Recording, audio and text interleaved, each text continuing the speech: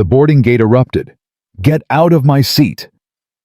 The white woman's voice sliced through the cabin like a blade, her manicured finger stabbing toward the tall black man sitting calmly in 2A. David Langston didn't flinch. He'd paid for this seat. He'd earned this seat. But as passengers turned phones raised recording, he knew this moment would define more than just a flight. What happened next would shut down an entire airline and expose a system that had been broken for far too long. This is the story of one man who refused to move. Stay until the end to see how this ends and drop a comment with your city so I can see how far this story travels.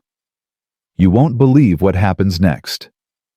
The fluorescent lights of Chicago O'Hare International Airport hummed overhead like a swarm of mechanical bees, casting their sterile glow across Gate B27. David Langston stood at the back of the boarding line, his leather carry-on bag slung over one shoulder, his eyes heavy with the particular exhaustion that comes from 70-hour work weeks and too many red-eye flights.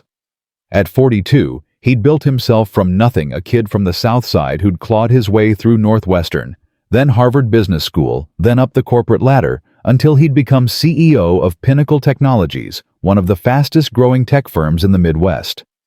But right now, none of that mattered. Right now, he just wanted to get to New York, collapse into his first-class seat, and maybe, just maybe, get 3 uninterrupted hours of sleep before the board meeting that would determine the future of his company. Group 1. We're now boarding Group 1. The gate agent's voice crackled through the intercom, flat and mechanical. David pulled out his phone, checking his boarding pass one more time. Seat 2A, first class, window. He'd specifically chosen it, paying extra to ensure he'd have space to breathe, to think, to exist, without someone's elbow in his ribs or a screaming baby 2 inches from his ear. After the week he'd had, the hostile takeover attempt, the emergency board meetings, the 16-hour days, he deserved this small luxury. The line began to move with the shuffling reluctance of tired travelers. David fell into the rhythm, one foot in front of the other, watching the people ahead of him. Businessmen in rumpled suits. A young mother juggling a toddler and a diaper bag. An elderly couple holding hands, moving slowly, patiently. And then he saw her.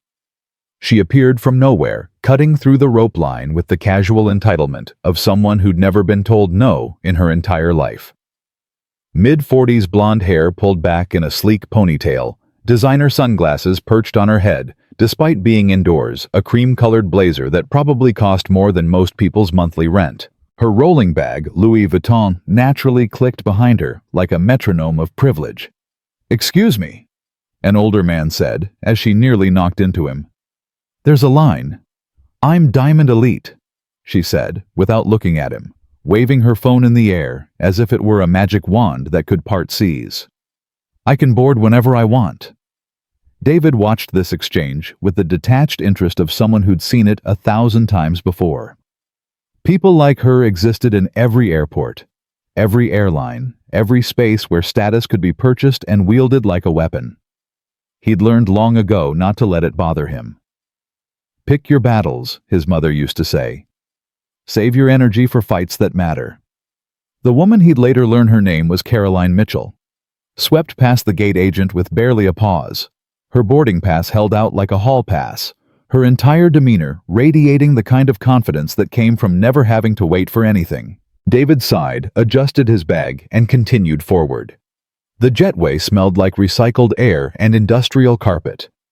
The familiar scent of travel, of transition, of being suspended between one place and another. David's mind was already drifting toward the presentation he'd need to finalize, the talking points he'd need to memorize. The "Welcome aboard," a flight attendant stood at the aircraft door, her smile professional and practiced. "Welcome to Flight 4147 to New York LaGuardia." David nodded, returned the smile, and stepped into the cabin. First class greeted him with its usual promise: wide seats, wrapped in leather, extra legroom, the subtle lighting designed to suggest luxury, rather than the metal tube hurtling through the sky that it actually was. Row 2 was on the right, just past the galley. Seat 2A, window, his sanctuary for the next 2.5 hours. Except someone was already sitting in it. Good establishing the scene. Now I need to build the confrontation. Let me create the mini-climaxes naturally without labeling them. The first mini-climax is David discovering someone in his seat. The dialogue needs to feel real, escalating tension. David stopped in the aisle, his bag still on his shoulder, staring at the woman who'd cut the line. Caroline Mitchell had made herself comfortable in 2A, her blazer already off and hung in the closet, her phone out, her fingers flying across the screen as she typed what looked like a furious email. "Excuse me?" David said, his voice polite but firm. "I think you're in my seat."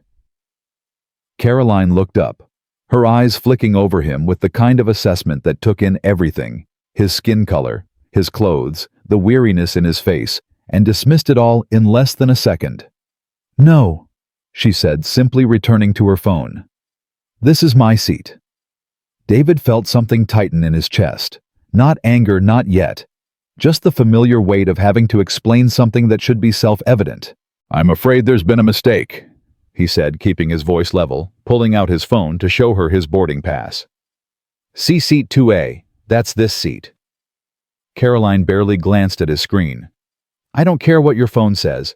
I'm a Diamond Elite member. I always sit in 2A. The system must have made an error." "The system assigned this seat to me," David said, his patience beginning to fray around the edges. "I purchased it. I have the boarding pass right here.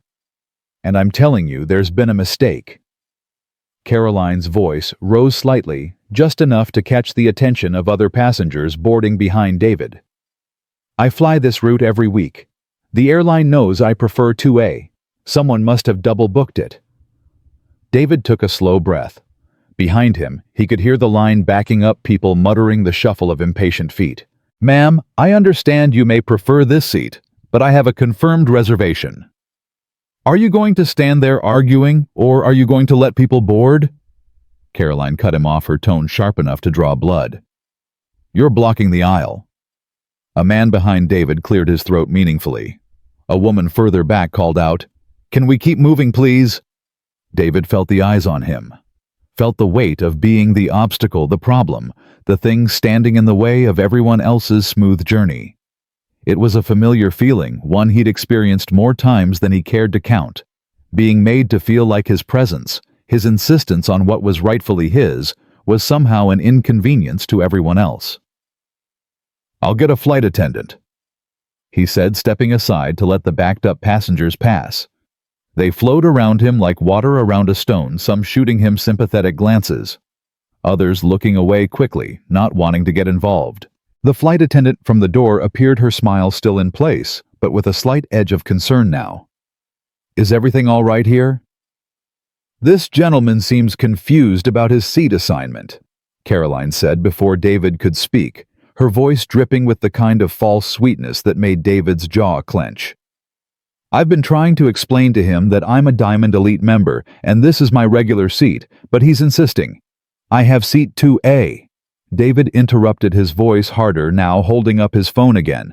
"Right here, confirmed reservation, paid in full." The flight attendant, her name tag read Jennifer, looked between them, her smile faltering. "Let me see both of your boarding passes, please." Caroline made a show of sighing dramatically, pulling up her phone with exaggerated patience. "See right there, 2A. Jennifer's eyebrows drew together as she looked at both screens. Oh my. It looks like there's been a double booking. I'll need to check with the gate." "There's no need to check with anyone," Caroline said, settling deeper into the seat. "I'm already seated. I'm Diamond Elite, and I have a medical condition that requires me to sit in this specific seat. My doctor's note is in my file." David's eyes narrowed. "A medical condition that requires you to sit in 2A specifically. Not just first class, but this exact seat." "I don't have to explain my medical issues to you," Caroline shot back, her face flushing. "That's protected health information." "Ma'am," Jennifer said, her professional veneer starting to crack. "If there's been a booking error, I really need to verify." "What you need to do," Caroline said, her voice dropping into a register that David recognized immediately, the tone of someone used to getting their way through sheer force of will. is find this man another seat so we can get this flight moving. I've already informed you of my status and my medical needs. I'm not moving." Jennifer's eyes darted to David, then back to Caroline, then to the growing line of passengers trying to get past them. David could see the calculation happening behind her eyes, the mental math of customer service in the age of viral videos and corporate complaints, one angry Diamond Elite member with medical needs versus one. What? She didn't know who David was. Didn't know what he did, what he'd accomplished, what he carried with him every day. All she saw was a problem that needed solving quickly. "Sir," Jennifer said, turning to David with an apologetic smile that didn't quite reach her eyes. "Would you be willing to take another seat? I'm sure we can find you something comparable." Comparable. David's voice was quiet, but there was steel in it now. "I paid for this specific seat. I booked it weeks ago. I have a confirmed reservation. And you're asking me to move. I understand your frustration, but in the interest of getting the flight out on time. The flight is already delayed because this woman is sitting in my seat." David said his words precise, controlled. "I'm not the one causing the delay." Behind him, passengers were starting to take sides. David could hear the murmurs. "Just let the man have his seat. He was here first. She said she has a medical condition. Diamond Elite members get priority. This is ridiculous. Why doesn't he just sit somewhere else?" The last comment made David's blood run cold. Why doesn't he just sit somewhere else?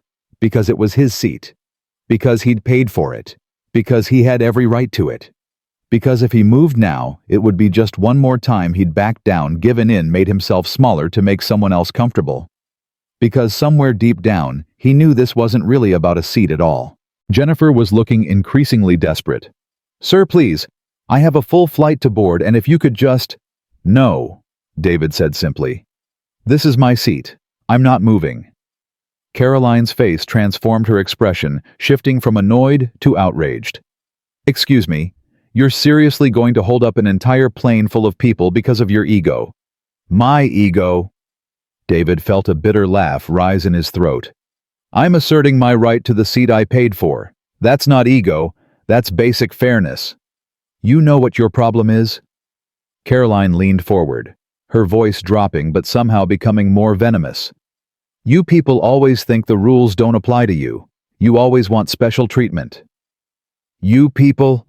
David repeated, his voice dangerously soft. The cabin seemed to freeze. Several passengers stopped mid-movement, their hands suspended over overhead bins, their conversations dying mid-sentence. Jennifer's eyes went wide. Caroline's face flushed deeper. "Don't you dare try to make this about race. This is about airline policy and customer status and you thinking you can take whatever you want because you've always been able to take whatever you want," David finished. "I'm not moving, miss." He glanced at her boarding pass, still visible on her phone. "Mitchell, this is my seat." "Jennifer," Caroline said, her voice shaking now with fury. "I want to speak to your supervisor. This man is being aggressive and threatening, and I don't feel safe." "Aggressive?" David's voice rose for the first time. "I'm standing here asking for what's mine. That's not aggression. That's not a threat. That's me refusing to be pushed around." A businessman in row 3 pulled out his phone, angling it toward the confrontation. Then another passenger did the same, and another. Within seconds, at least 5 phones were recording their owners trying to look casual, while obviously capturing every word, every gesture, every moment of what was rapidly becoming a scene. Jennifer looked like she wanted to disappear into the galley. "Please, both of you, if we could just calm down." "I am calm," David said, though his heart was pounding so hard he could feel it in his throat. "I'm simply standing here waiting for someone to remove this woman from my seat so I can sit down and this flight can depart." "Remove me." Caroline's voice hit a pitch that made Jennifer wince. "Remove me. I have been flying this airline for 15 years. I have Diamond Elite status. I have spent hundreds of thousands of dollars on this airline, and you're going to remove me because this man has a confirmed seat assignment. David interrupted. Status doesn't change that. Your spending doesn't change that. The fact that you're used to getting your way doesn't change that. How dare you? Ma'am, please. Jennifer tried again, but Caroline was rolling now, her fury building like a storm.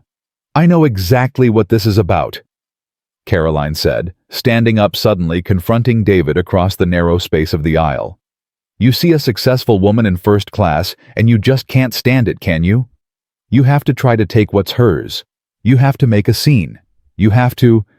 I see someone in my seat, David said, his voice cutting through her tirade like a knife. That's what I see. Your gender is irrelevant. Your status is irrelevant. My seat is my seat.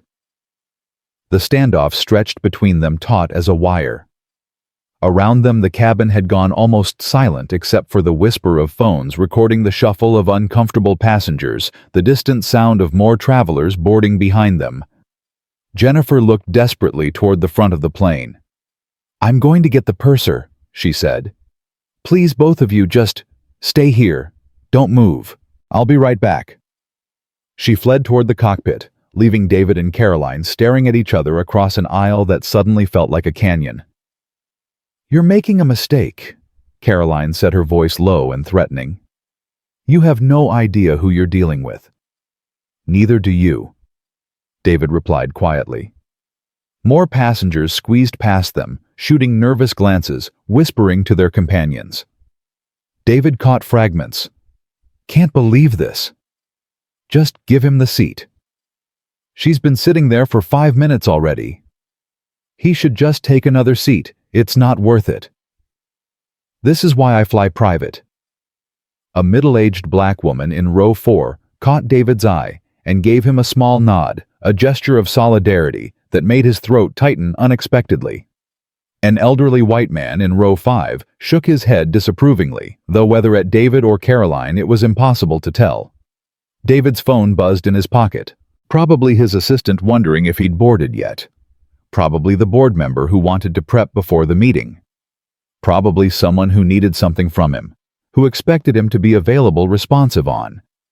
But right now, David Langston, CEO, Harvard graduate, self-made success story, was stuck in an airplane aisle fighting for a seat that was rightfully his, while strangers recorded and whispered and judged. Caroline sat back down in 2A, crossing her arms, her jaw set. I'm not moving, she announced to no one in particular. This is my seat, and I'm not moving. David stood in the aisle, his bag still on his shoulder, his entire body vibrating with exhaustion and frustration and something deeper, something that had been building for years. A profound weariness of having to fight for things that should be automatic. For respect, that should be given freely, for space, that should be his without question. The purser appeared a woman in her 50s with short gray hair and an expression that suggested she'd seen every possible variation of passenger conflict and was thoroughly unimpressed by all of them. I understand we have a seating issue, she said, her tone brisk and no nonsense. This woman is in my seat, David said, pulling up his boarding pass again. Seat 2A, I have a confirmed reservation. The purser looked at his phone, then at Caroline. Ma'am, may I see your boarding pass? Caroline held up her phone with exaggerated patience. Seat 2A. I'm Diamond Elite. I have a medical condition that requires this specific seat, and I was here first.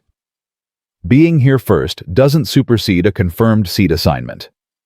The purser said, her expression neutral. If there's been a double booking, there hasn't been a double booking, Caroline interrupted. The system knows I always sit in 2A. This man probably booked last minute and the system made an error. I shouldn't be penalized for someone else's mistake. I booked 3 weeks ago, David said, his patience finally snapping.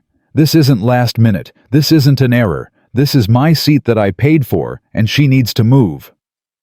The purser's eyes flicked between them, and David saw the same calculation he'd seen in Jennifer's face. 2 passengers, 1 problem. Which one caused less trouble to dislodge? Sir, the purser began, and David felt his stomach drop because he knew what was coming. We have several other seats available in first class. Perhaps if you would be willing to take seat 4B. No. The word came out harder than David intended. No, I'm not taking another seat. This is my seat. I chose it specifically. I paid for it. And I'm not rewarding this woman's behavior by giving up what's mine. Sir, I understand you're upset, but in the interest of getting this flight moving, then remove her from my seat. David's voice rose, and he saw passengers' heads turn, saw phones angle toward him, saw the purser's expression harden. Sir, I'm going to need you to lower your voice. I'll lower my voice when someone addresses this situation fairly, David said, fighting to keep his tone even. I am not the problem here. She is in my seat. That is the problem. Solve it. Carolyn stood up again, and David noticed she was trembling, whether from anger or something else he couldn't tell. This man is being hostile and aggressive.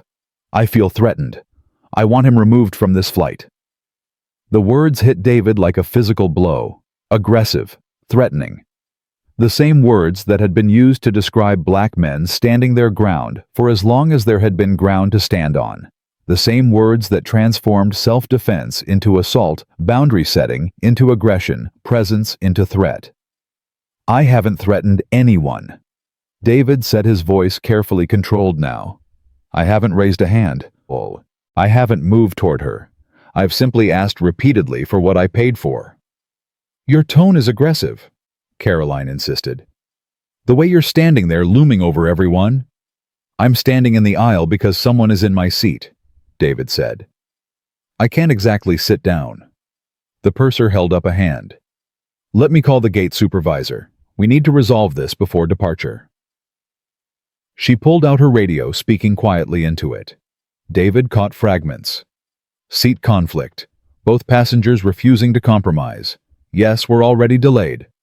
I understand, but... Around them, the cabin continued to fill. More passengers, more witnesses, more people forming opinions based on whatever fragments they'd caught, whatever biases they brought with them onto the plane. A flight attendant from economy appeared, leaning into the first-class cabin. Are we almost ready? I have a full economy section getting restless. We have a situation, the purser said curtly. I can see that. The flight attendant replied, her eyes taking in the scene. She looked at David, and something in her expression shifted. Recognition maybe, or sympathy, or just exhaustion at how predictable this all was. The gate supervisor arrived, clipboard in hand. Expression already set to solving problems efficiently. She was younger than David expected, maybe early 30s, with dark hair pulled back and a name tag that read, Angela. What's the situation? She asked, though her tone suggested she already knew. The purser explained quickly, showing both boarding passes. Angela studied them, her brow furrowing. This is definitely a double booking, she said. System error. It happens sometimes when... She paused, looking more closely at Caroline's boarding pass. Ma'am, it looks like you used a confirmed upgrade. Did you originally purchase first class or economy? Caroline's face flushed. I used my miles to upgrade. That's part of my Diamond Elite benefits. I earned those miles. And this gentleman, Angela continued, looking at David's boarding pass, purchased first class directly. Original booking. So, Caroline demanded, I used my benefits as I'm entitled to do. So in cases of double booking, original first-class purchases take priority over confirmed upgrades. Angela said, her tone final. Sir, I apologize for this inconvenience. Ma'am, I'll need you to return to your original seat assignment. David felt something unclench in his chest. Finally. Finally, someone applying the actual rules. But Caroline wasn't done. Absolutely not, she said, dropping back into 2A like she was putting down roots. I have a medical condition. My doctor requires me to sit in a seat with specific spatial requirements. I already told your staff this. Ma'am, if you have a documented medical accommodation, I'll need to see. My medical information is private and protected by HIPAA. Caroline interrupted. I don't have to show you anything. I'm informing you that I have a legitimate medical need for this seat, and that's sufficient. Angela's expression tightened. Ma'am, while I respect your privacy, we can't honor undocumented medical accommodations, especially when they conflict with confirmed seat assignments. Are you seriously telling me that this airline prioritizes his convenience over my health and safety? Caroline's voice was rising again. Because if that's your position, I need you to state it clearly, so I know exactly what to include in my complaint to corporate and my attorney. David watched this performance with a kind of horrified fascination. This woman was willing to claim medical disability, invoke HIPAA, threaten legal action, all to avoid moving from a seat that wasn't hers. Ma'am, Angela said, her professional mask slipping slightly. Threatening legal action doesn't change the facts. This seat was assigned to this gentleman. You'll need to move. I'm not threatening, Caroline said sweetly. I'm informing. There's a difference. The standoff continued, tension ratcheting higher with each passing second. David glanced at his watch. They'd been delayed 20 minutes now.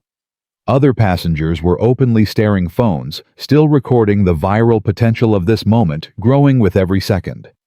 And through it all, David stood in the aisle, his bag still on his shoulder, fighting for something that should never have been a fight at all. This was going to be a very long flight. If they ever actually took off. Angela pulled out her radio again, her jaw set in a way that suggested she was done negotiating. I'm going to need security to gate B27. We have a passenger refusing to comply with crew instructions. The words hung in the air like smoke. Security. David felt his pulse spike despite himself. He knew how this looked, a black man causing a disturbance on an airplane. He'd seen the news stories, watched the videos, knew exactly how these situations could spiral. Security. Caroline's voice dripped with false shock. You're calling security on me because I won't give up my seat to accommodate his aggression. Ma'am, you are in a seat that doesn't belong to you, Angela said, her patience clearly running on fumes. The gentleman has asked you repeatedly to move. We've explained the policy. You've refused. That's non-compliance with crew instructions, which is a federal. Don't you dare lecture me about federal regulations, Caroline snapped. I know my rights, and I know discrimination when I see it. The word landed like a grenade. Several passengers gasped. David felt his hands clench into fists at his sides. Discrimination, he repeated, his voice low and dangerous. You're sitting in my seat refusing to move, and you're claiming discrimination. You're using your size and your voice to intimidate me, Caroline said, and David noticed her eyes were actually welling with tears now, whether real or manufactured, he couldn't tell. I'm a woman traveling alone, and you're looming over me, making me feel unsafe. If that's not discrimination, I don't know what is. A woman in row 3 spoke up, her voice cutting through the tension. Oh, for God's sake, lady, he's been nothing but polite. You're the one refusing to move from his seat. Caroline whipped around. Excuse me, this doesn't concern you. It concerns all of us, the woman shot back. She was in her 60s, silver-haired, wearing a business suit that suggested she didn't suffer fools. We're all stuck here watching this circus because you won't follow the rules. Martha, don't get involved. The man next to her, presumably her husband, tried to interject. Oh, I'm involved, Harold, Martha said, unbuckling her seatbelt and standing up. We're all involved. We've all been sitting here for 25 minutes now because this woman thinks the rules don't apply to her. Thank you, David said quietly, surprised by the support. Don't thank me, Martha said, looking at him directly. I'm just tired of people like her making the rest of us look bad. Move your behind, lady, or they should drag you off. Caroline's face went purple. How dare you speak to me that way? I have status. Your status doesn't mean squat when you're sitting in someone else's seat, Martha said. I've been flying longer than you've been alive, sweetheart. Diamond, platinum, gold. None of it gives you the right to steal someone's seat. Angela looked like she wanted to kiss Martha. Ma'am, I appreciate your input, but I need to handle... Then handle it, another voice called from economy. A young man, maybe mid-20s, was standing up in the back, craning his neck to see over the seats. Some of us have connections to make. Just remove her already. Yeah, someone else chimed in. This is ridiculous. The support was building passengers who'd been silent now finding their voices.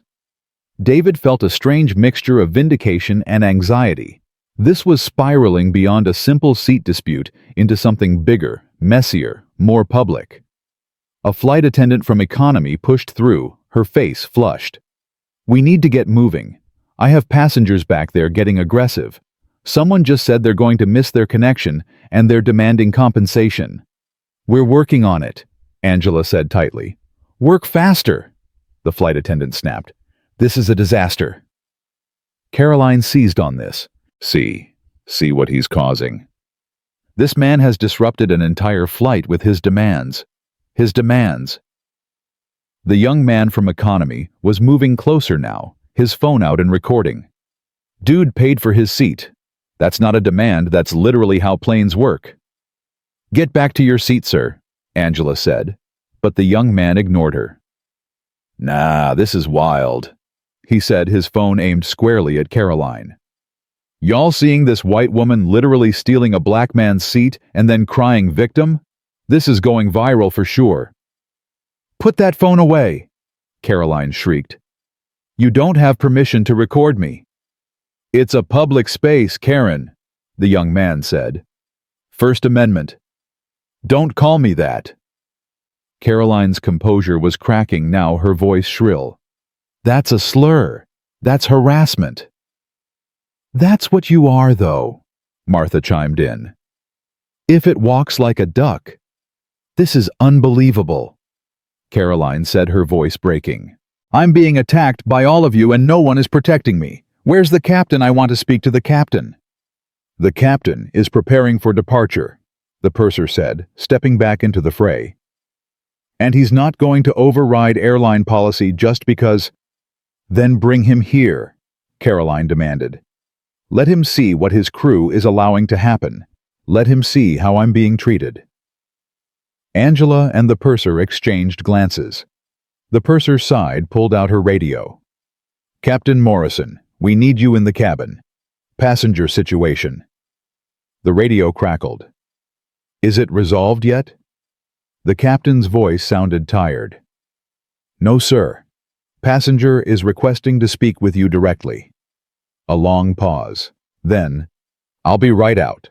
Caroline settled back into 2A with a triumphant expression like she'd just won something. David remained standing in the aisle, his bag still on his shoulder, exhaustion seeping into his bones. How many times had he fought this exact fight? Not over airplane seats specifically, but over space, over respect, over the basic acknowledgement that he belonged wherever he chose to be. The young man with the phone was still recording, narrating under his breath. So we're at like 30 minutes delayed now. White lady refuses to move. Black man, who's been totally calm by the way, just wants his seat. Crew can't seem to figure out basic math. This is American Airlines in 2025, folks. It's not American, someone corrected. It's United. Whatever. They're all the same, the young man said. Corporate airlines treating people like. The cockpit door opened, and Captain Morrison emerged. He was in his 50s, graying at the temples with the kind of weathered face that suggested he'd been flying since before 9/11 changed everything. His uniform was crisp, his expression neutral but alert. What's the situation? He asked, his voice carrying the authority of someone used to being obeyed. Angela explained quickly, showing him both boarding passes. Captain Morrison studied them, his expression unreadable. Ma'am, he said, turning to Caroline, you're in seat 2A. Yes, Caroline said, brightening, and I've been trying to explain that I need this seat for medical. This gentleman, the captain continued, nodding at David, has a confirmed reservation for seat 2A. I understand that, but if you'll just listen. I need you to move to your assigned seat, ma'am. Captain Morrison said, his tone leaving no room for argument. Caroline's mouth opened, closed, opened again. Are you serious? After everything I've explained about my status, my medical needs, Ma'am, I don't know how else to say this. That seat belongs to him. You need to move, now." "I refuse," Caroline said, crossing her arms. "I absolutely refuse. I have legitimate reasons for needing this seat, and I'm not going to be bullied into." "Then I can't allow this flight to depart," Captain Morrison said simply. The cabin erupted. Passengers groaned, swore, started yelling questions. The young man's recording caught it all, his whispered commentary growing more animated. "Did you hear that captain says plane's not leaving? All because this lady won't move. This is insane." "You can't hold the whole plane hostage," someone shouted from economy.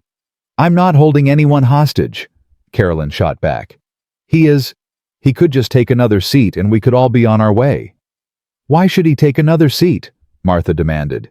"It's his seat." "Because it's the reasonable thing to do." Caroline's voice was climbing octaves. "Because sometimes we have to make small sacrifices for the greater good. Because you're used to getting your way," David said quietly, and the cabin went silent. All eyes turned to him. "That's what this is really about. You're used to people moving aside for you.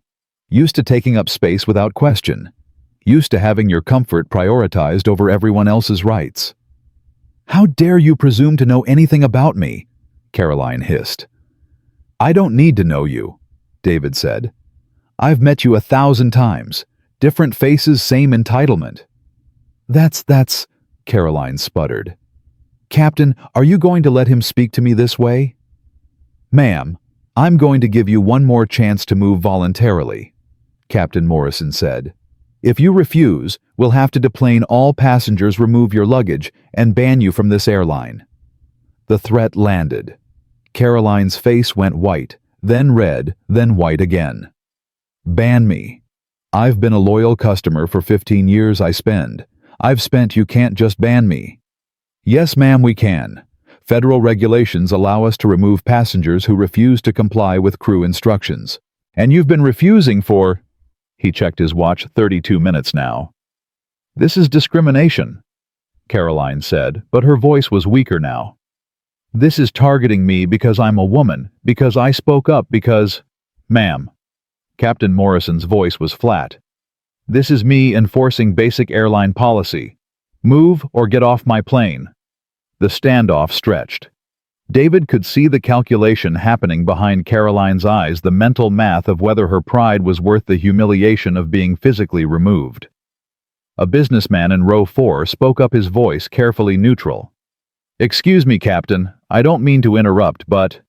He gestured at David. "Is that David Langston?" David's stomach dropped. "So it begins." The businessman stood up, peering closer. "Holy, it is! David Langston from Pinnacle Technologies. I heard you speak at the Tech Summit last year." Caroline's head snapped around, her expression shifting from defiance to confusion. "Who?" "You're fighting with David Langston," the businessman said, a note of awe and horror in his voice.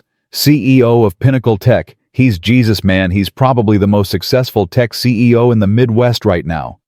"I don't care if he's Elon Musk," Caroline started, but her voice lacked conviction now. "You should care." Another voice piped up, a woman in row 5 pulling out her own phone and typing rapidly. "David Langston. Oh my God. Net worth estimated at holy hell. And you're making him stand in the aisle." The energy in the cabin was shifting, murmurs spreading like wildfire.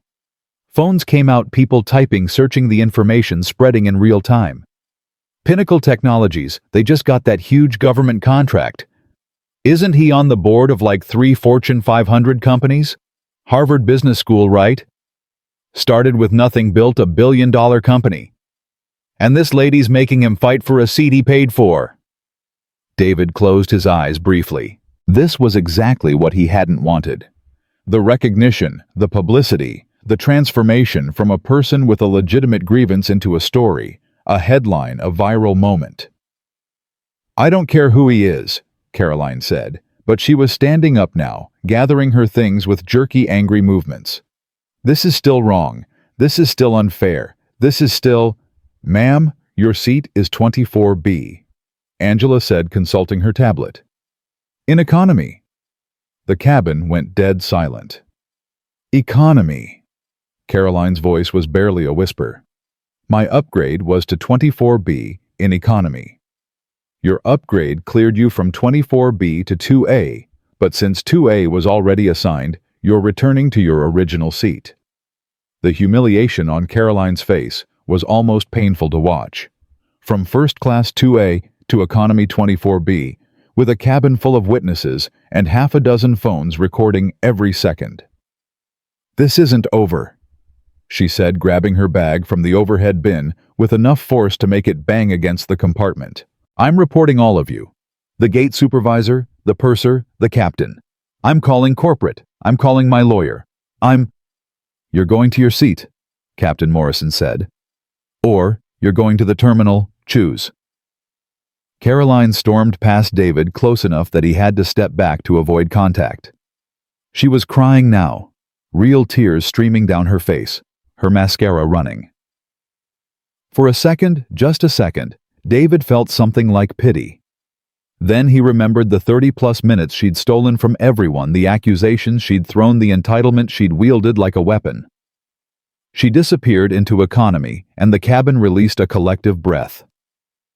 Sir, Captain Morrison said, turning to David with something that might have been respect in his eyes. I apologize for this delay and this treatment. Your seat is available. David finally lowered his bag from his shoulder and stepped into row 2. Seat 2A. Window. The leather was still warm from Caroline's presence, and he tried not to think about that as he settled in. The cabin erupted into applause. It started with Martha, her clapping sharp and deliberate. Then others joined: the businessman who'd recognized him, the woman who'd looked up his net worth, the young man who'd been recording passengers from economy who'd crowded forward to watch. About time, Martha said loudly. Now can we please get to New York? Captain Morrison returned to the cockpit. Angela headed back to the gate. The purser made an announcement about final boarding, her voice carrying a note of relief that was almost palpable. But David noticed the phones were still out, still recording. The young man who'd been live streaming gave him a thumbs up. Dude, you're about to be everywhere. That was epic. I just wanted to sit down, David said quietly. Yeah, but you made her move. You didn't back down. That's what people need to see. David wasn't sure what people needed to see, but he knew what they were going to see: a black man causing a delay, holding up a flight, making a scene. Never mind that he'd been calm, polite, right? The story would be whatever people wanted it to be. A flight attendant came by with a glass of champagne. Complimentary, she said with a small smile. And again, we're so sorry for the delay. It's not your fault, David said, accepting the glass. Still, that was... She shook her head. I've seen a lot in 15 years of flying, but that was something else. She moved on, and David finally let himself sink into the seat. The window showed the Chicago skyline, gray and distant under overcast skies. His phone buzzed messages, starting to pile up, probably people who'd already seen clips online, already asking if that was him, already wanting statements or comments or explanations. He ignored them all, closing his eyes as the plane finally began to push back from the gate. But the peace lasted only a moment before a new voice interrupted. Mr. Langston. A man in a suit was leaning over from seat 2C first class across the aisle. James Chen. I'm with the Wall Street Journal. Would you be willing to comment on what just happened? David opened his eyes, stared at the ceiling, and wondered if this flight could possibly get any worse. No comment, he said. People are calling it a viral moment, Chen pressed. Social media is already calling it the seat justice incident. Your company's stock is trending. Surely you have something to say about... I said no comment. David's voice was firm. Chen backed off, but David could see him typing on his phone, crafting whatever narrative he wanted regardless of David's participation. Through the gap between seats, David could see into economy. Caroline was in 24B middle seat, wedged between a large man with headphones and a teenager absorbed in his phone. She was still crying, her shoulders shaking, her hands covering her face. Part of him, a small tired part, wanted to feel victorious. He'd won. He'd stood his ground, gotten his seat, proven his point. But victory tasted like ash, because he knew this wasn't over. The video clips, the social media posts, the think pieces that would be written, they were just beginning. By tomorrow, he'd be a symbol, a hashtag, a case study in whatever narrative fit people's existing beliefs. And Caroline, she'd be a villain, a meme, Karen on Flight 447. Her life was about to become very difficult, in ways she probably couldn't imagine yet. The plane lifted into the sky, breaking through clouds into sunlight. David sipped his champagne and tried not to think about the storm he knew was coming. In his pocket, his phone continued to buzz. Buzz. Buzz. Buzz. The whole world was watching now, and they'd only just taken off. The seatbelt sign dimmed off with a soft chime, and the cabin seemed to exhale. But David's phone wouldn't stop vibrating. He pulled it out already knowing what he'd find, and the screen lit up with a cascade of notifications that made his stomach turn. 47 text messages, 19 missed calls. His email inbox climbing past 200 unread. Twitter mentions in the thousands. His assistant had sent 5 increasingly frantic messages, the last one reading simply, "Call me now." David opened Twitter against his better judgment. The top trending topic in the United States was #seat justice. The second was his name. The video clips were everywhere, dozens of them from different angles showing the confrontation from every possible perspective. Someone had even edited together a highlight reel with dramatic music. Another account had created a side-by-side comparison of Caroline's face when she claimed discrimination versus when she realized David's identity. The caption read, "The exact moment Karen realized she fuck around and found out." 3 million views in 30 minutes. "Jesus," David whispered. "It's already that bad." The voice came from seat 2C. James Chen, the Wall Street Journal reporter, was leaning over again. His expression sympathetic but hungry. "I've been watching it spread in real time. You're going to be the most talked about person in America by the time we land." "I don't want to be talked about at all," David said. "I just wanted to sit in my seat." "That's the story though, isn't it?" Chen said, pulling out a notebook, actual paper, old school. "Black CEO forced to fight for basic dignity. It's perfect. It's my life, not your story." David cut him off. And I said no comment. Chen held up his hands in surrender, but didn't put the notebook away. "Fair enough.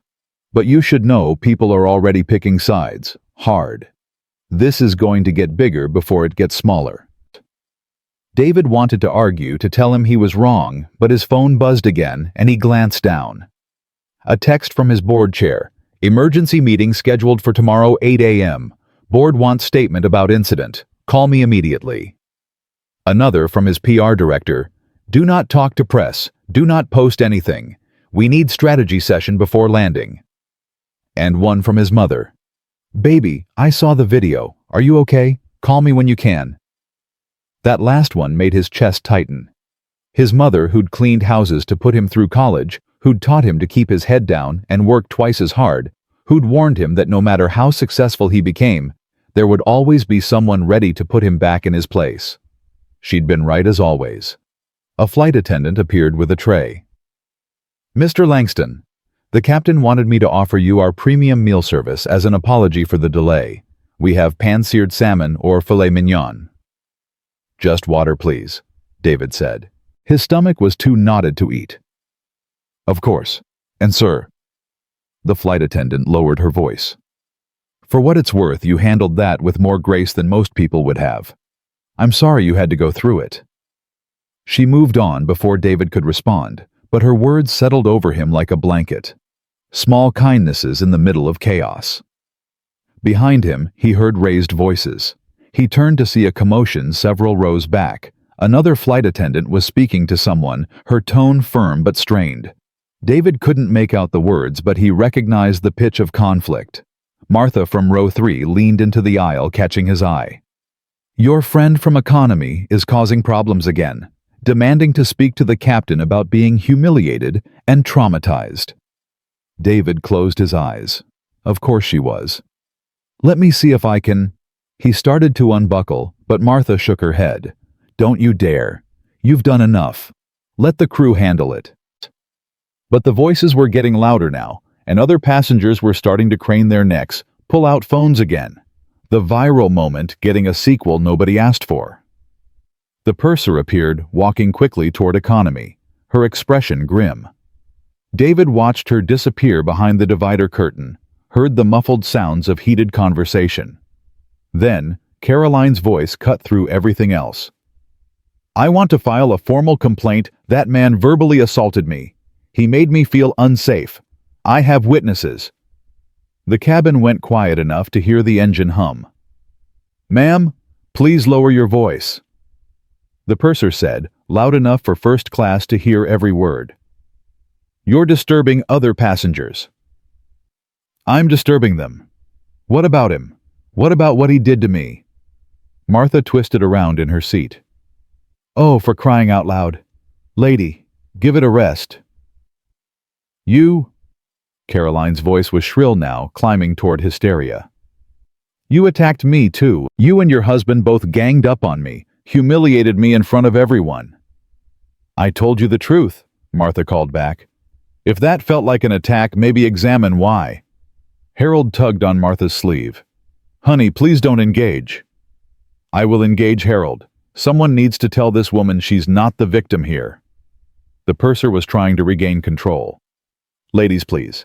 Everyone needs to remain calm and return to their seats." But Caroline wasn't done. David heard her moving in economy, heard passengers exclaiming as she apparently pushed past them. Then she appeared at the first-class divider, her face blotchy and swollen from crying. Her makeup streaked her hair falling out of its ponytail. She looked like she'd aged 10 years in 30 minutes. "You," she said, pointing at David with a shaking hand. "You did this to me. You ruined everything." David sat very still, very quiet, acutely aware that every phone in first class was now recording again. "Ma'am, return to your seat immediately," the purser said, trying to step between them.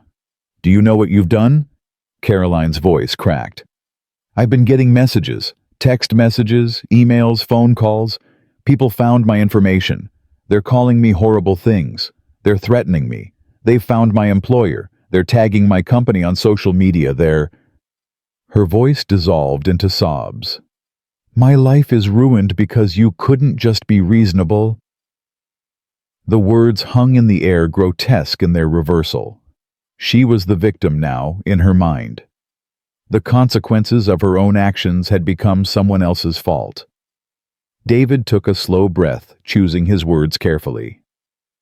"I asked for my seat. That's all I did. Everything that's happened since then is the result of your choices, not mine." "You could have just taken another seat," Caroline screamed. "You could have been kind, been understanding, been a decent human being instead of—" "Instead of what?" David's voice was quiet, but sharp. "Instead of insisting on what I paid for, what I'm entitled to." "Entitled." Caroline spat the word like poison. "That's exactly what you are. Entitled, and arrogant, and bull, ma'am." Captain Morrison had emerged from the cockpit, his presence commanding immediate silence. "You need to return to your seat right now, or I will have no choice but to divert this aircraft and have you removed by federal air marshals." Caroline's face went white. "You can't. I'm the one who's been wronged here. I'm the one being harassed." "You are currently in violation of federal aviation regulations," Morrison said, his tone leaving no room for argument. "You are harassing another passenger. You are causing a disturbance that threatens the safety of this flight. Return to your seat immediately, or I will divert to Cleveland and have you arrested." The word arrested seemed to penetrate Caroline's fury. She looked around the cabin, seemed to register for the first time that every single person was staring at her with expressions ranging from pity to disgust to frank contempt. "This isn't fair," she whispered, but the fight had drained out of her. "This isn't fair." She turned and stumbled back toward economy, the purser following close behind.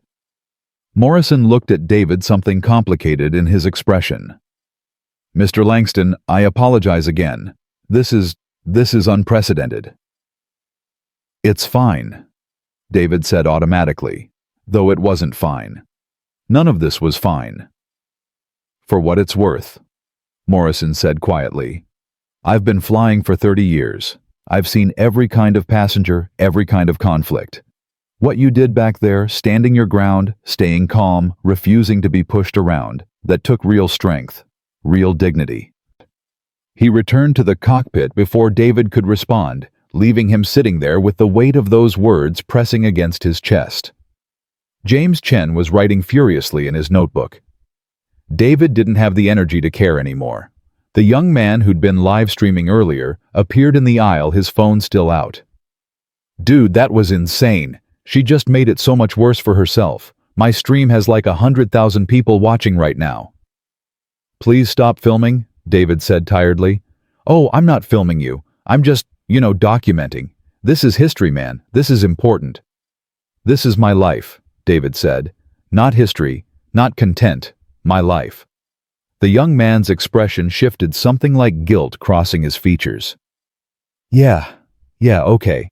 I get that." But he didn't put the phone away, just lowered it slightly, and David knew the streaming would continue. His phone rang, his assistant fifth call. He answered it. "David, thank God." Rachel's voice was sharp with stress. "Where are you? Why haven't you been answering? I'm on the plane. We just took off. What's happening?" "What's happening? David, you're trending globally. The video has been picked up by every major news outlet. CNN, Fox, MSNBC, they're all covering it. The hashtag is at 8 million tweets and climbing. And..." She paused. "There's something else you need to know." David's grip tightened on the phone. "What?" Someone dug into Caroline Mitchell's background. She's a VP at Morrison Industries. The company released a statement an hour ago saying they're investigating the incident and that her behavior doesn't reflect company values. David, they're going to fire her. The champagne turned sour in David's stomach. "What?" "It gets worse. People found her address, her personal social media. They're harassing her, sending threats. The internet it's doing what the internet does. It's destroying her." David looked toward economy, where Caroline was hidden somewhere among the rows, probably still crying, probably watching her entire life implode in real time. "I didn't want this," he said quietly. "I know. But it's happening anyway. And David..." Rachel's voice dropped. "The board is concerned. They think this could become a distraction. They want you to issue a statement calling for calm, asking people to stop harassing her. They want me to protect her." David felt something like laughter bubbling up, dark and bitter. "The woman who tried to steal my seat, who accused me of aggression, who said I made her feel unsafe. They want me to protect her from the consequences of her own actions." "They want you to protect the company's reputation," Rachel said bluntly.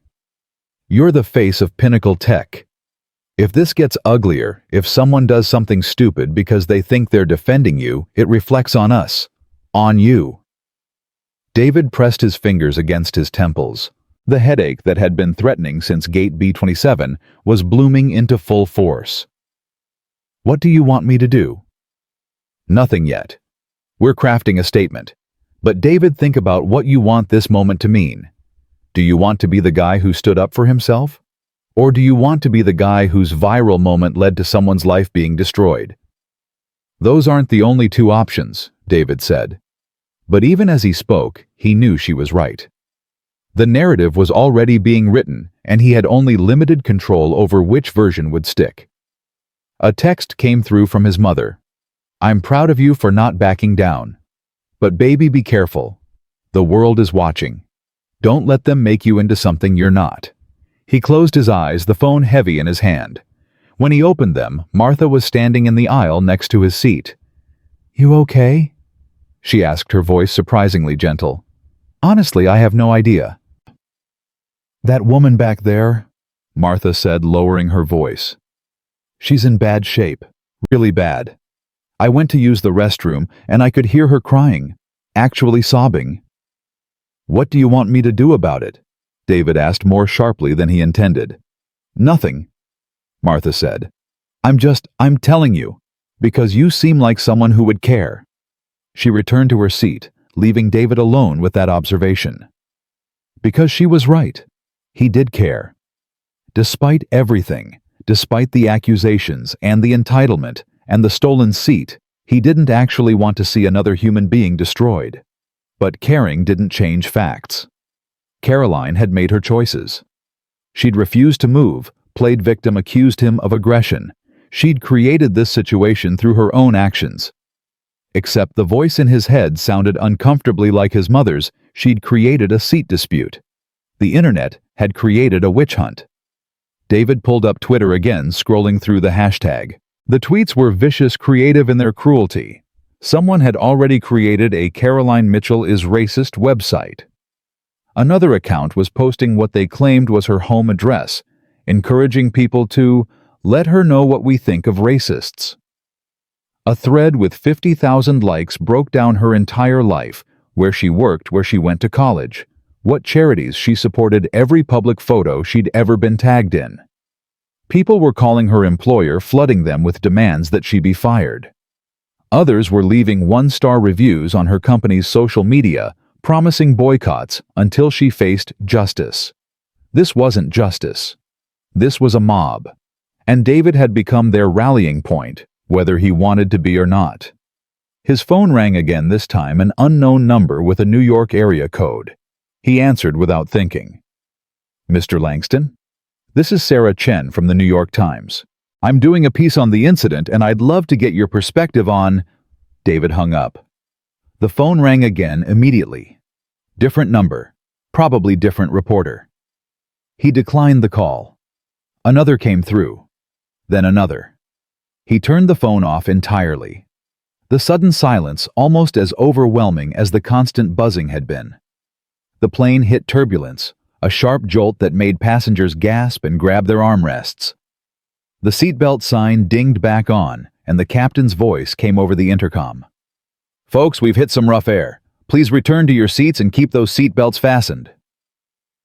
But the turbulence in the cabin had nothing to do with weather. David could feel it, the energy shifting, people whispering and pointing and recording. He'd become a character in a story he never asked to be part of, and there was no way to exit the narrative now.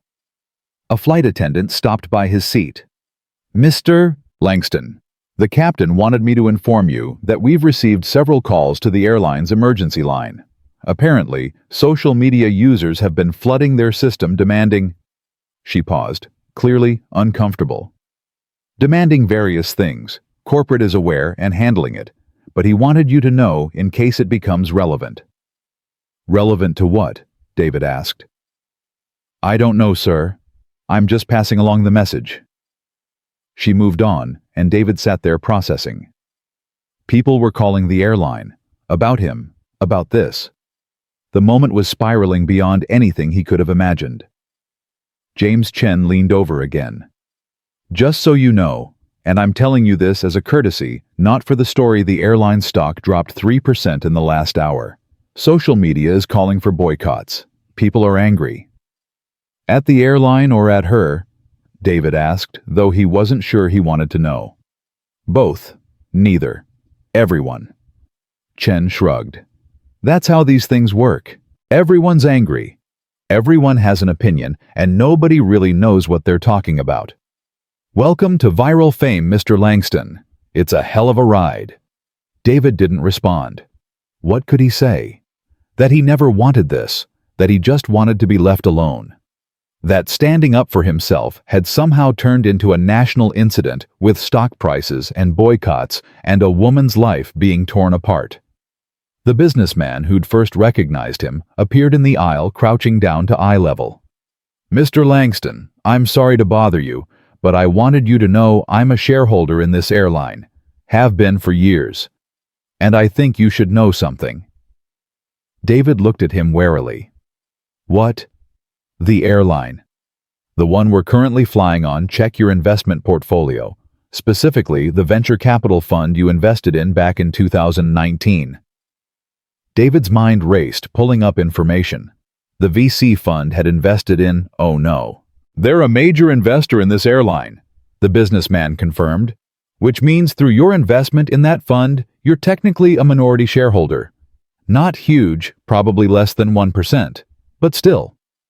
You have a financial stake in the company that just failed to honor your seat reservation. The information settled over David like snow, cold and inevitable. He was a shareholder. A small one, yes, but still. Which meant this wasn't just a customer service failure, it was a company failing one of its own investors. Does corporate know? David asked. If they didn't before, they will soon. People are digging into everything about you. It's only a matter of time before someone connects those dots. The businessman returned to his seat and David sat there, his mind spinning. This changed things. This changed everything. His phone was off, but he could imagine the messages piling up his PR team, frantically trying to manage a situation that was growing more complex by the minute. From economy, he heard Caroline's voice again, not yelling this time, but speaking to someone on the phone, her words carrying forward. No, Mom, you don't understand. They're going to fire me. They've already. I can't. Her voice broke. I just wanted my seat. I just wanted to sit down, and now my whole life is... The irony wasn't lost on David. They'd both just wanted to sit down. But somehow, in the space of an hour, that simple desire had exploded into something neither of them could control. The fasten seatbelt sign dinged off again, but David kept his buckled. He stared out the window at the clouds below, white and peaceful, and utterly removed from the chaos inside this metal tube. Somewhere over Pennsylvania. David Langston, CEO investor. Viral sensation. Unwilling symbol. Closed his eyes and tried to remember who he'd been that morning before he'd walked into gate B27. That person felt very far away now. The turbulence returned with a vengeance. 20 minutes later, the plane shuddering hard enough that overhead bins rattled, and a woman in row 6 let out a small scream. David's untouched water sloshed in its cup, and he grabbed it before it could spill across his lap. Through the window, dark clouds pressed against the glass like curious fingers, and lightning flickered in the distance. The captain's voice crackled over the intercom, strained but professional. Folks, we're experiencing some unexpected weather systems. I'm going to need everyone to remain seated with seatbelts fastened. Flight attendants, please take your seats immediately. Jennifer hurried past, her face pale, grabbing the jump seat near the galley. The plane dropped suddenly, that stomach and throat sensation that made several passengers cry out. David's hands gripped the armrests, his knuckles white against the leather. Another drop, harder this time. Someone in economy was crying. The plane tilted sharply to the left, then corrected with a violent jerk, and then cutting through the sounds of distress and groaning metal. Caroline's voice. This is his fault. This is punishment. We're all going to die because of him. Martha twisted around in her seat. Oh, for the love of Lady, it's weather. It has nothing to do with... The plane bucked again, cutting off her words. Harold grabbed Martha's hand, his face gray. But Caroline was standing up now, despite the seatbelt sign, despite the turbulence, her voice climbing toward hysteria. He cursed this flight. He made everything wrong. We never should have taken off. Ma'am, sit down. The purser called from her jump seat, but Caroline was stumbling forward, using the seatbacks to steady herself as the plane pitched and rolled. Someone has to do something, Caroline screamed. Someone has to fix this. David watched her approach this woman who'd become unmoored from reality, and felt something shift inside him. Not pity exactly, not forgiveness, but recognition maybe of what happened when someone's entire self-image shattered in real time. The plane stabilized slightly enough for Caroline to lurch forward another few steps. She was almost to first class now, her hair wild, her eyes red and swollen. You, she said, pointing at David with a shaking hand. You need to apologize. You need to tell everyone you were wrong, that I was right, that this was all a mistake. Maybe then, God will... Caroline. David's voice was quiet, but carried through the cabin. "Sit down before you get hurt." Tet. "Don't you dare use my first name like we're friends," she spat. "Don't you dare act like you care about me when you've destroyed my entire life." "The weather isn't my fault," David said, forcing calm into his voice. "None of this is what I wanted. But it's what you got." Caroline's laugh was jagged, broken. "You got your seat. You got your victory. You got to humiliate me in front of everyone. Are you happy now? Is this what success feels like?" The plane dropped again, sharp enough that Caroline lost her balance and fell hard against a seatback. The passenger yelped and pulled away. Jennifer was unbuckling from her jump seat, trying to reach Caroline despite the turbulence. "Ma'am, you need to return to your seat right now." But Caroline was sliding down into the aisle now, her legs giving out, her whole body shaking with sobs. "I can't go back there. I can't face them. They're all looking at me like I'm... "Like you're human," David said quietly. "Like you made a mistake."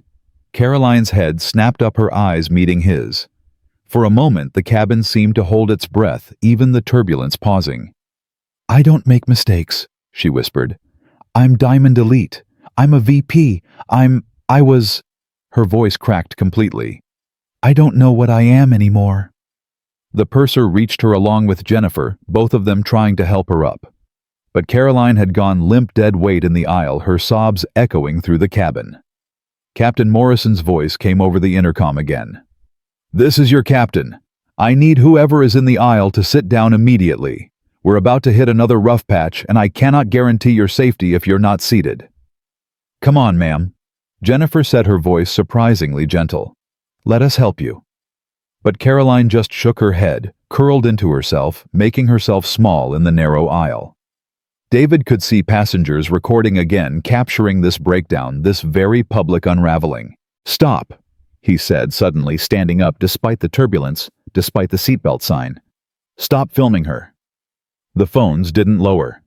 "I said stop." His voice was sharp enough that several passengers flinched. "This isn't entertainment. This is a person in crisis. Put the damn phones away." Slowly, reluctantly, some of the phones lowered. But David could see others still recording from behind seatbacks, trying to be subtle. He stepped into the aisle, steadying himself against the overhead bin as the plane rocked. "Caroline," he said, crouching down near her but not too close. "You need to get up. The captain's right. It's not safe here." "I don't care about safe," she said into her knees. "I don't care about anything anymore." "Yes, you do," David said. "You care about a lot. That's why this hurts so much." She looked up at him, mascara-streaked face, full of confusion and pain. "Why are you being nice to me? After everything why?" "Because I'm not who you tried to make me," David said simply. "And maybe you're not who I thought you were either." The plane shuddered violently, and David nearly lost his balance. The purser grabbed his arm. "Sir, you both need to sit down now." A voice called from economy. "There's an empty seat here. Next to me. She can sit here." It was a young woman, maybe mid-20s, waving from row 12. "I'm alone. She can have the window seat. Please just get her safe." Jennifer and the purser helped Caroline to her feet, half carrying her toward economy. She didn't resist, just moved like a sleepwalker, her fight completely gone. David returned to 2A, buckling in as the plane hit another patch of rough air. His hands were shaking now, adrenaline draining away, leaving exhaustion in its wake. Martha leaned over her seat. "That was kind of you. Most people wouldn't have..." "Don't," David said, not unkindly. "Please, I just want to get to New York." But New York was still 40 minutes away, and the turbulence showed no signs of easing. The captain came back on, his voice tighter now. "Folks, I'm not going to sugarcoat this. We're dealing with some serious weather. I need everyone to stay calm, stay seated, and trust that we're doing everything we can to get you on the ground safely." A man in row 4 pulled out his phone, not to record, but to type furiously. James Chen from the Wall Street Journal was updating his story in real time, David realized.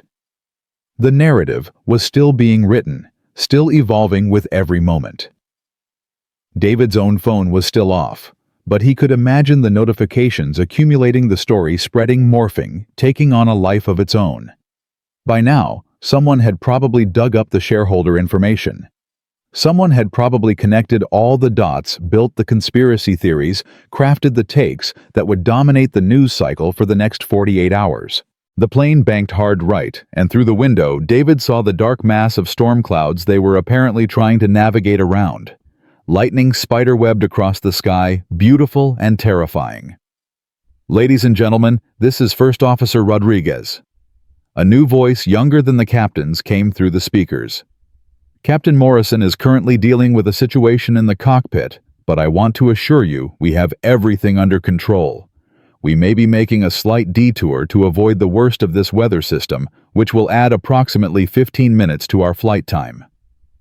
Groans echoed through the cabin. David checked his watch. They were supposed to land at 3:45 p.m. The board meeting was at 600. He'd already be cutting it close, and now his thoughts were interrupted by a commotion from the cockpit area. Raised voices, someone saying, "No, sir, you can't go in there." The cockpit door opened, and Captain Morrison emerged, his face flushed and angry. Behind him, David could see First Officer Rodriguez at the controls, looking stressed. Morrison marched straight to David's row. "Mr. Langston," he said, his voice low but intense, "I need to speak with you. Now." David unbuckled, confusion and concern warring in his chest. "Is everything okay with the plane?" "The plane is fine. It's everything else that's a disaster." Morrison gestured toward the galley. "Please." They moved into the galley area, away from immediate earshot of the passengers, though David could feel every eye in first class tracking them. "I just received a call from corporate headquarters." Morrison said, his voice barely controlled. "Patched through to the cockpit, which is highly irregular. They wanted to inform me like I'm some kind of messenger service that you are apparently a shareholder in this airline." "It's a very small stake," David said. "Through a venture capital fund. I didn't even realize until—" "I don't care how small it is," Morrison interrupted. "What I care about is that I just spent 45 minutes dealing with the worst seat dispute in my 30-year career, and now I find out that one of the passengers involved is technically one of my employers." The word hung between them, heavy with implication. "I didn't know," David said. "And even if I had, it wouldn't have changed anything. I had a seat assignment. She was in it. That's the whole story." "Except it's not the whole story anymore, is it?" Morrison's laugh was bitter. "Corporate is going insane. The social media team is fielding thousands of messages. The stock is down. There are calls for boycotts, investigations, lawsuits. And right in the middle of it all is you sitting in first class like none of this matters." "I never asked for any of this," David said, his own anger rising now. "I boarded a plane. I tried to sit in my assigned seat. Everything that happened after that was because your staff couldn't or wouldn't enforce basic policy." "My staff was trying to prevent exactly this kind of disaster," Morrison shot back. "If you'd just taken another seat—" "If I'd just known my place, you mean," David said quietly. Morrison's face went red. "That's not what I don't put words in my mouth." "Then say what you mean," David challenged. "Because it sounds a lot like you're angry that I didn't make myself smaller to make everyone else comfortable." "I'm angry that a simple seat dispute has turned into a national incident." Morrison's voice rose enough that passengers definitely heard. "I'm angry that my airline is being dragged through the mud because 2 passengers couldn't act like adults." 2 passengers. David's voice was steel. "Don't you dare both sides this. I was in the right. I followed the rules. She didn't. Your crew failed to handle it properly, and now you're blaming me for the consequences of everyone else's failures." Morrison opened his mouth closed. It opened it again. "Corporate wants me to ask if you'd be willing to make a statement. Something about understanding the challenges of air travel, appreciating the hard work of airline staff, calling for calm and civility." In other words, Corporate wants me to take the blame publicly so they can save face, David said. I'm just passing along the message, Morrison said, but his expression suggested he knew exactly what he was asking. David looked past him into the cabin, where passengers were pretending not to watch while absolutely watching. He thought about Caroline broken and sobbing in economy. He thought about his PR team frantically trying to manage a crisis. He thought about his mother's warning, "Don't let them make you into something you're not." "No," he said simply. "Mr. Langston?" I said no. I won't lie to protect a company that failed me. I won't diminish what happened to make anyone feel better about it. And I certainly won't apologize for standing up for myself. Morrison's jaw clenched. You understand this will make things harder, for everyone. Things are already hard, David said. The question is whether they're hard because we're fixing what's broken or hard because we're trying to pretend nothing's wrong in the first place. The plane hit another patch of turbulence, forcing both men to grab the galley counters. When it smoothed out, Morrison's expression had shifted into something David couldn't quite read. For what it's worth, the captain said quietly. You're right. About all of it. The crew should have handled it better. She should have moved. The policies exist for a reason. He paused. But being right doesn't always make things easier. I'm learning that, David said. Morrison returned to the cockpit, leaving David in the galley. He stood there for a moment, steadying himself before returning to his seat. James Chen was waiting, notebook out. That looked intense. Care to comment on what the captain wanted? Not even a little bit, David said, but Chen was already writing. The businessman from earlier leaned across the aisle. I couldn't help but overhear. They asked you to make a statement, didn't they? To smooth things over. David didn't respond, but his expression must have confirmed it. Don't do it, the businessman said. I mean that sincerely. I've seen too many people get convinced to apologize for things that weren't their fault. It never helps. It just makes everyone think you were wrong to begin with. I already said no, David told him. Good. The businessman sat back satisfied. Good. But the tension in the cabin was ratcheting higher. David could feel it in the way people were whispering and the sidelong glances in the phones that kept emerging despite his earlier plea. He'd become the center of something he couldn't control, a symbol of conflicts he hadn't chosen to represent. A flight attendant appeared with a phone in her hand. Mr. Langston, there's an urgent call for you. The caller identified herself as your mother and said it was an emergency. David's heart lurched. He took the phone with shaking hands. Mom. Baby, are you all right? His mother's voice was tight with worry. I'm fine. The plane's fine. What's wrong? David, there are reporters at my house. At my house. They're knocking on my door asking me questions about you, about how I raised you, about... Her voice cracked. Baby, I don't know what to do. I'm scared. The world tilted, and it had nothing to do with turbulence. Lock the doors. Don't answer. I'll handle it. How are you going to handle this from 30,000 feet? I'll call my assistant. Have her send security. They're already calling my neighbors, David. Mrs. Chen next door called me crying because someone accused her of lying about knowing me. This is insane. This is what did you do? The question hit him like a slap. What did I do, Mom? I tried to sit in my seat. That's all. And now reporters are at my door, and my neighbors are being harassed, and your face is on every news channel in America, his mother said, her voice rising. David Langston, I raised you to be smart, to pick your battles, to know when to fold. You also raised me not to let people push me around, David said, his voice tight. There's a difference between standing up for yourself and starting a war, his mother shot back. This woman, Caroline, whatever I saw the videos, baby, she's being destroyed. People are calling her employer, sending her death threats. Is that what you wanted? Of course not. Then why didn't you just take another seat? The question hung there, the same question everyone kept asking, the question that made David want to scream. Because it was my seat. He said each word precise and hard. Because I paid for it. because I earned the right to sit wherever I choose, without having to negotiate with someone who thinks their comfort matters more than my dignity. Silence on the other end. Then, your dignity might cost me my peace, David. Your dignity might cost that woman her job, her reputation, her life. Is your dignity worth all that? The question gutted him. I don't know, he whispered. Mom, I don't know. Then you'd better figure it out before you land, she said. Because this isn't going away. This is who you are now. For better or worse, this is your legacy. She hung up, and David sat there with the flight attendant's phone in his hand, feeling the weight of his mother's words settle into his bones. Sir, the flight attendant said gently, I need the phone back. He handed it over numb. Martha was watching him, her expression soft. Family.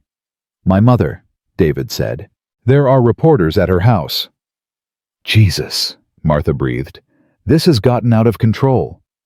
You think... The words came out sharper than intended, and Martha flinched. I'm sorry, David said immediately. I'm sorry, I didn't mean to. Don't apologize to me, Martha said. Apologize to yourself for getting dragged into this circus. But that was the thing, wasn't it? David hadn't been dragged. He'd chosen. He'd chosen to stand his ground, to insist on his rights, to refuse to be moved. Those were active choices, not passive victimization. And now his mother was dealing with reporters. Caroline was dealing with death threats. The airline was dealing with stock drops and boycott calls. And somewhere, somehow, this had all spiraled so far beyond a seat on an airplane that David couldn't see the original shape of it anymore. The intercom crackled. Folks, this is Captain Morrison. We're beginning our initial descent into LaGuardia. Weather in New York is clear, and we should be on the ground in approximately 25 minutes. Flight attendants, prepare the cabin for landing. 25 minutes. 25 minutes until David had to walk off this plane and face whatever was waiting on the other side. Media, probably. More phones. More questions. The board meeting that would determine his company's future, now overshadowed by a viral moment he never wanted. The plane descended through clouds, and David watched the world come back into focus, below buildings and roads, the familiar sprawl of New York approaching. Soon, this strange, suspended reality would end. Soon, he'd have to deal with consequences he was only beginning to understand. From economy, he heard Caroline's voice one more time, quiet now broken. I'm sorry. I'm so sorry. I just wanted to sit down. And David closed his eyes, wondering if anyone would remember that all he'd wanted was exactly the same thing. The wheels touched down with a screech that made the entire cabin exhale as one. LaGuardia's tarmac stretched out before them, wet from recent rain, reflecting the late afternoon sun in streaks of gold and gray. David felt the familiar jolt of deceleration, heard the reverse thrust of engines, and understood with sudden clarity that the easy part was over. Now came everything else. The plane taxied toward the gate, and David powered on his phone. It came alive like a bomb detonating, buzzing so continuously it nearly vibrated out of his hand. 417 notifications. His voicemail box was full. His email had exceeded its display limit. The screen flooded with previews. CNN wants exclusive interview. Stock down 5%, board demanding emergency session. Mom called 6 times, says situation escalating. Legal team advises silence until. Urgent. Caroline Mitchell's company issued statement effective immediately. David's thumb hovered over that last message, then clicked it open. His PR director had forwarded a press release from Morrison Industries, time-stamped 14 minutes ago. Morrison Industries has terminated the employment of VP Caroline Mitchell, effective immediately following review of conduct inconsistent with company values. We maintain zero tolerance for discrimination and unprofessional behavior. David's stomach turned to lead. They'd fired her. While she was still on the plane. While she was sitting in economy broken and crying, they'd ended her career. Ladies and gentlemen, please remain seated with your seatbelts fastened until we've reached the gate, and the captain has turned off the seatbelt sign." The purser announced, her voice professionally cheerful, as if the last 2 hours hadn't happened. But David could see the tension in her shoulders, could hear the strain underneath the words. Everyone on this plane was changed by what had happened. Everyone would walk off carrying pieces of this moment. The seatbelt sign dinged off, and the cabin erupted into movement, passengers standing reaching for overhead bins, checking phones, everyone desperate to escape this pressurized container of conflict and consequence. David stayed seated. Through the window, he could see what awaited him, a cluster of people with cameras pressed against the terminal windows. News vans in the distance, airport security forming a perimeter. "Mr. Langston." James Chen was standing in the aisle, his notebook clutched like a shield. "Before you go, I'm running my piece in the morning edition. Last chance for comment." David looked at him, this chronicler of moments, this translator of chaos into narrative. "What story are you writing, Mr. Chen? The one where I stood up for myself, or the one where I destroyed someone's life?" Chen's expression flickered, surprise, maybe respect. "I'm writing the one where both things happened, because they did." "Then you don't need a comment from me," David said. "The truth speaks for itself." Chen nodded and moved toward the exit, already typing on his phone. First class emptied around David, Martha, and Harold gathering their things. The businessman who'd recognized him offering a solemn nod, other passengers carefully not making eye contact as they filed past. David stood slowly retrieving his bag from the overhead compartment. His hands were steadier than he expected. As he moved toward the aisle, he glanced back toward economy. Caroline was still in her seat, row 12, visible through the gaps between passengers. She sat perfectly still, while everyone flowed around her, her face blank, her hands folded in her lap like she was waiting for something that would never come. Their eyes met across the distance. David saw it all in that moment. The fear, the shame, the desperate wish to undo everything. He saw himself reflected back, wondered if his own eyes carried the same weight. He made a decision. Moving against the flow of deplaning passengers, David worked his way toward economy. People stared, whispered, pulled out phones again. But he kept moving until he reached row 12. "Caroline," he said quietly. She looked up, her face so ravaged by crying that she was barely recognizable from the polished woman who'd boarded in Chicago. "Are you here to gloat?" "No." David sat down in the empty aisle seat beside her, ignoring the gasps from nearby passengers. "I'm here because I just read that Morrison Industries fired you." Her face crumpled. 30 minutes ago. They called while we were landing. Didn't even wait until I was off the plane. 19 years with that company and they... She couldn't finish. "I'm sorry," David said and meant it. "Why?" Caroline's laugh was broken glass. "You won. You got everything you wanted." "I wanted a seat on an airplane," David said. "Not this. Never this. But you got it anyway." She wiped at her face with the back of her hand, smearing mascara further. "Do you know what they're saying about me online? What they're calling me? My address is public. My phone number. People are sending messages saying they hope I..." Her voice caught. "Saying they hope I die." David felt the words like physical blows. "Caroline, I need you to hear me. I never wanted anyone to hurt you. I never wanted you to lose your job. I just wanted what was mine. And taking what was yours meant I lost everything." She met his eyes, hers, red-rimmed and hollow. "That's the math, isn't it? Your dignity equals my destruction." "That's not..." David started, then stopped because, wasn't that exactly what had happened? He'd stood his ground, and the world had decided someone needed to be punished. And Caroline, in her entitlement and her mistakes, had become the sacrifice. The last passengers were filing off now, shooting curious glances at this strange tableau, the viral antagonists sitting side by side in economy. "I'm going to make a statement," David said suddenly, the decision crystallizing as he spoke. "When I get off this plane, there are going to be reporters, cameras, and I'm going to tell them that what happened to you is wrong." Caroline's head snapped up. "What?" The harassment, the threats, the firing, it's wrong. You were entitled. You were difficult. You made this situation worse than it needed to be. But nobody deserves to have their life destroyed over a seat on an airplane. Why would you do that? Suspicion and confusion warred in her voice. Why would you defend me? David thought about his mother's question. Is your dignity worth all that? He thought about the young man filming turning human pain into content. He thought about the cycles of outrage and retribution that the internet had normalized the way justice had become indistinguishable from vengeance. Because this isn't justice, he said finally. What they're doing to you, it's not making anything better. It's just perpetuating the same cruelty in a different direction. Tears spilled down Caroline's cheeks again. I was horrible to you. I said terrible things. I tried to make you the problem when I was... She took a shaking breath. I'm so sorry. I'm sorry for all of it. I know, David said.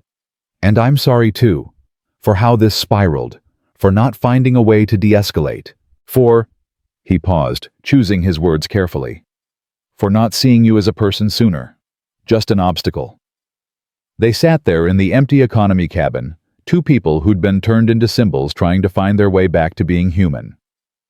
What happens now? Caroline asked quietly. Now, David said, standing and offering his hand.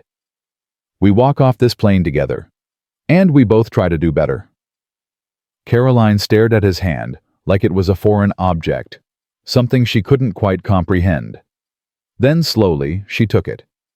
He helped her to her feet, steadied her when she swayed slightly. The flight attendants watched in stunned silence as David Langston and Caroline Mitchell walked down the aisle together side by side. At the aircraft door, Captain Morrison was waiting, his expression unreadable. Mr. Langston, Ms. Mitchell. Captain, David said with a nod. I've been informed that there's significant media presence at the gate, Morrison said. Airport security has cleared a path, but it's going to be intense. If you'd like to use an alternate exit. No, David said. I'm walking out the front, and Ms. Mitchell is coming with me. Morrison's eyebrows rose, but he stepped aside. Your choice, sir. The jetway stretched before them, fluorescent lights harsh after the dimmed cabin. David could hear the roar of voices ahead like standing at the edge of an ocean. I can't do this, Caroline whispered, stopping. I can't face them. Yes, you can, David said. And you're not facing them alone. They emerged into the terminal together, and the noise was deafening. Cameras flashed like lightning. Reporters shouted questions, their voices overlapping into incomprehensible noise. Airport security struggled to maintain the barriers holding back the crowd that pressed forward. Phones raised, everyone trying to capture the moment. Mr. Langston, how do you feel about going viral? Caroline, do you regret your actions? David, is it true you're a shareholder in the airline? Caroline, have you been fired? Mr. Langston, are you going to sue? David raised his hand, and remarkably, the noise dimmed slightly. He stepped up to the nearest microphone. A reporter from NBC had shoved it toward him and took a breath. My name is David Langston, he said, his voice carrying across the terminal. And I want to make something very clear. What happened on that flight was a conflict over a seat assignment. Nothing more, nothing less. I had a confirmed reservation. I asked for my seat. That was my right. Murmurs rippled through the crowd. Cameras zoomed in. But what has happened since then? The harassment, the threats, the trial by social media, that's not justice. Ms. Caroline Mitchell made mistakes. She handled the situation poorly. But she doesn't deserve to have her life destroyed. She doesn't deserve death threats. And she absolutely doesn't deserve to be fired before she even landed. A reporter shouted, Are you saying the airline was wrong to terminate her? I'm saying that I refuse to be used as an excuse for cruelty, David said firmly. What I wanted was respect. What I got was a viral moment that's being used to justify harassment and violence. That's not what I stand for. That's not what anyone should stand for. He turned to Caroline, who stood frozen beside him, tears streaming down her face. "Ms. Mitchell and I are not enemies," David continued. "We're two people who had a conflict and handled it badly. Both of us. And we're both dealing with consequences that far exceed anything that actually happened." "So you're defending her," another reporter called out. "After everything she said to you?" "I'm defending the idea that we can be better than the worst moments caught on camera," David said.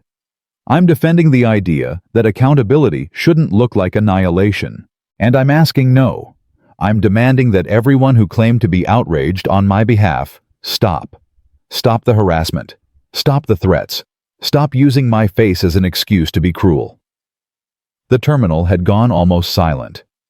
David could see passengers from the flight scattered throughout the crowd watching. Martha was there dabbing at her eyes. The young man who'd been live streaming had his phone up, but his expression was thoughtful, now changed. "Caroline," David said, turning to face her directly. "I accept your apology, and I'm sorry too, for all of it." She nodded, unable to speak, her whole body shaking. A woman pushed through the crowd, 50-something, well-dressed, her face a mixture of fury and relief. "Caroline." She grabbed Caroline into a fierce hug. "Oh my God, I've been trying to reach you." "Mom." Caroline sobbed into her shoulder. "Mom, I'm so sorry, I'm so sorry." David stepped back, giving them space.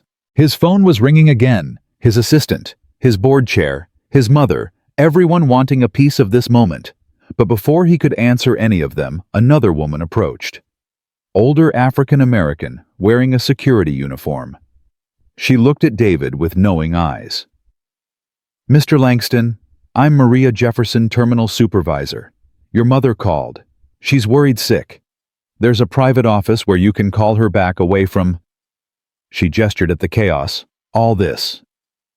"Thank you," David said, relief flooding through him.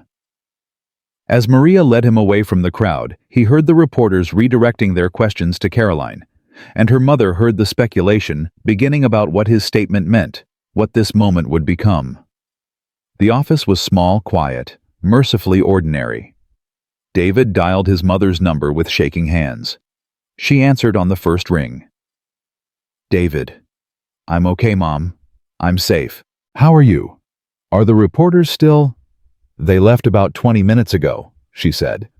"After your assistant sent security and threatened legal action." "Baby, I watched your statement. I saw what you did." "Are you angry?" David asked, though he already knew the answer from her tone. "Angry, no, baby. I'm proud." Her voice cracked. "You stood up for yourself and you stood up for her. You showed strength and grace. That's who I raised you to be."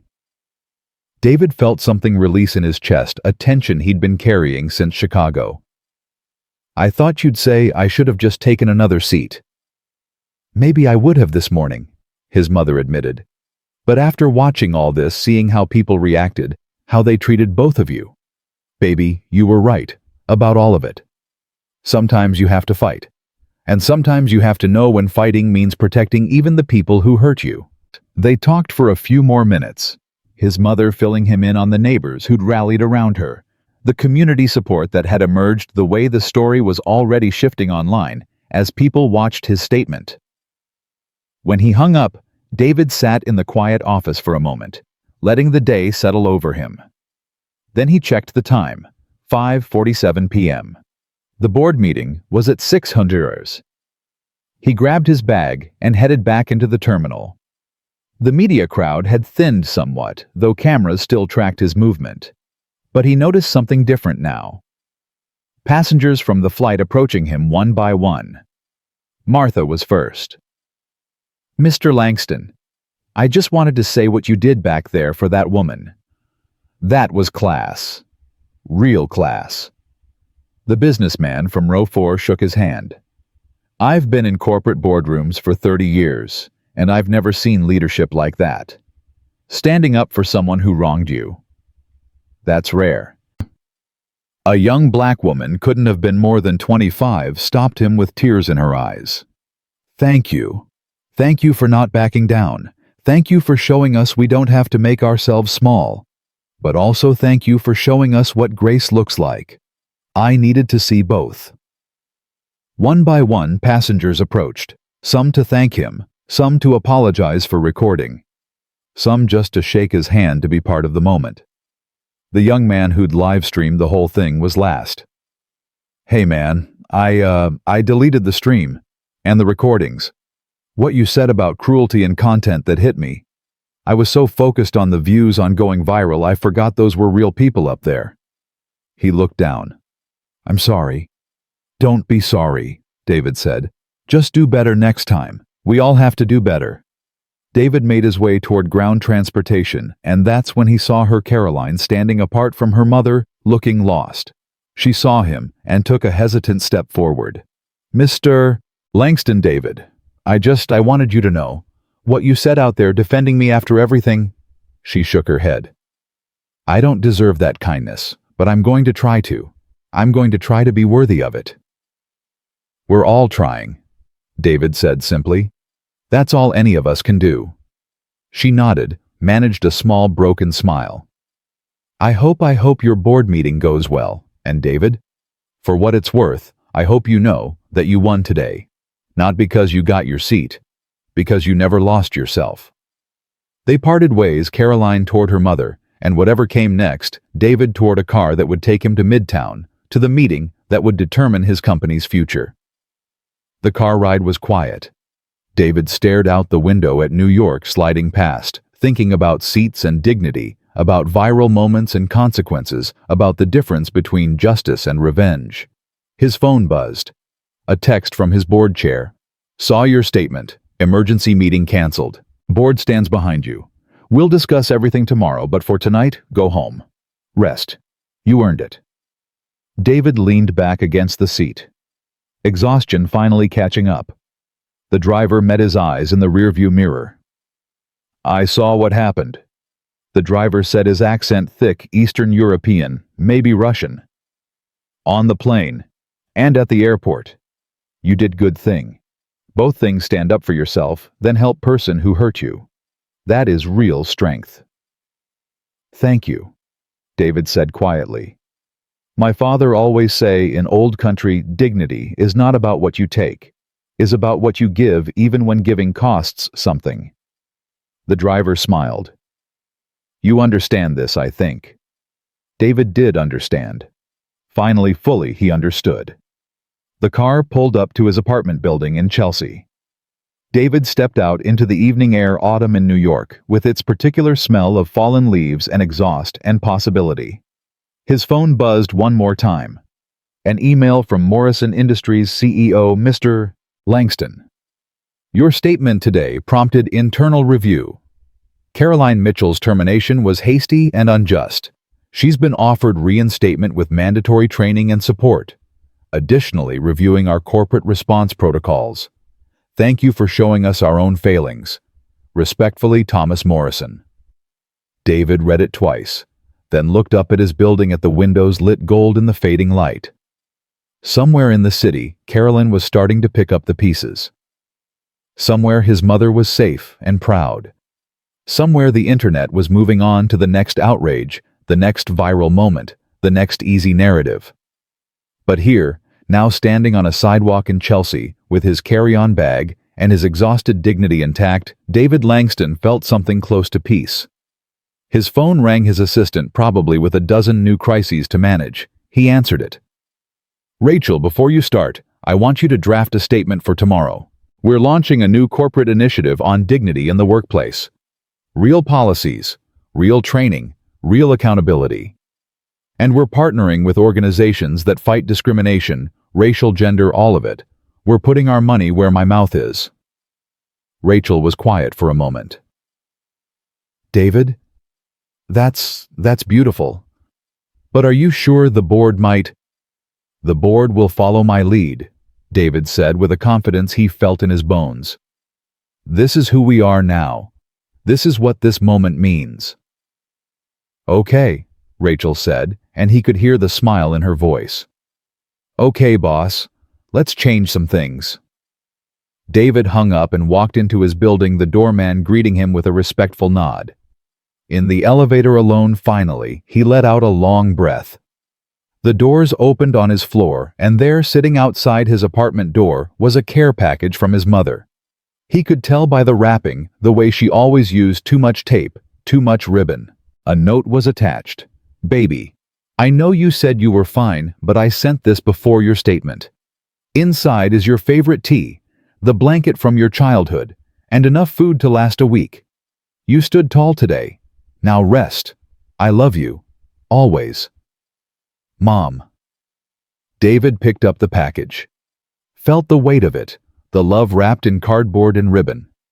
He unlocked his door, stepped into his apartment, and finally set down his bag. The seat dispute on Flight 447 would be analyzed for weeks.